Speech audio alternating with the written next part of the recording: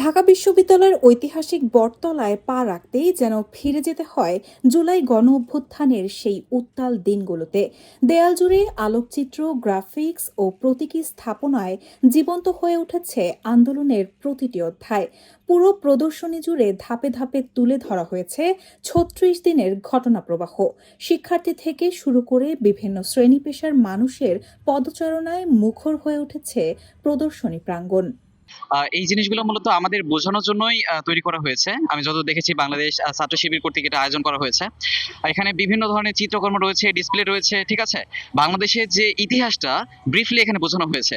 ২০২৪ সালে জুলাইয়ে যে কি হয়েছিল, সাধারণ মানুষকে কিভাবে নির্যাতন, নিপীড়ন, ইভেন ছাত্ররা কিভাবে তাদের হত্যা করা হয়েছে, সেই বিষয়গুলো এখানে ফুটিয়ে তোলা হয়েছে। আপনারা দেখতে পাচ্ছেন। ইসলামী ছাত্র শিবিরের উদ্যোগে আয়োজিত এই প্রদর্শনীতে ৩৬ দিনের গণঅভ্যুত্থানের ঘটনা প্রবাহের পাশাপাশি গত ১৭ বছরের বিভিন্ন আলোচিত ঘটনা, নিপীড়ন ও রাজনৈতিক সহিংসতার বিষয়গুলোও প্রতীকীভাবে উপস্থাপন করা হয়েছে। প্রদর্শনীর এক প্রান্ত থেকে অন্য প্রান্তে এগুলেই উঠে আসে পিলখানা ট্র্যাজেডি, শাপলা চত্বরের ঘটনাসহ ইতিহাসের নানা অধ্যায়। এখানে যে প্রতিচ্ছবি, যেভাবে জিনিসগুলো সাজানো হয়েছে, এক্ষেত্রে যদি কোনো বাচ্চারা আসে যারা আসলে জুলাই সম্পর্কে বেশি অবগত না, তারা আসলে জুলাই সম্পর্কে অনেক কিছু জানতে পারছে এবং জানতে পারছে এই দেশে আসলে কারা এই দেশটাকে শেষ করে ধ্বংস করে দিয়ে গিয়েছে, এবং পরবর্তীতে তারা এই ব্যাপারটা নিয়ে সচেতন থাকবে যাতে অন্য কোনো সরকার বা অন্য কোনো এরকম শাসক এসে আমাদের দেশটাকে ধ্বংস করতে না পারে। সো ব্যাপারটা আসলে অনেক সুন্দরভাবে গোছানো।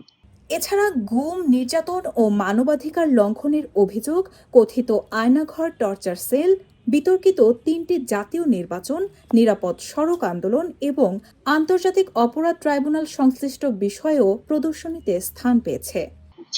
দীর্ঘ ১৭ বছর ফ্যাসিবাদী আমলের পরে আমরা একটি স্বাধীন রাষ্ট্র পেয়েছি। যদি আমরা স্বাধীনতার কতটুকু ব্যবহার করতে পেরেছি সেটা একটা প্রশ্ন থেকেই যায়। আমরা চাই জুলাই যে আমাদের শত শত শহীদ হয়েছে, সহস্রাধিক শহীদরা যেন আমাদের মাঝে বেঁচে থাকে, আমরা এটাই চাই, এবং জুলাইয়ের যে আকাঙ্ক্ষা ছিল সেই আকাঙ্ক্ষা বাস্তবায়নের জন্য আমরা কাজ করতে চাই। দর্শনার্থীদের আকর্ষণের জন্য রাখা হয়েছে শেখ হাসিনা পালায় না শিরোনামের একটি ভিডিও গেম, হারুনের ভাতের হোটেল নামে একটি প্রতীকী ইনস্টলেশন এবং আওয়ামী লীগের শীর্ষ নেতাদের ছবি লক্ষ্য করে শুটিং গেম।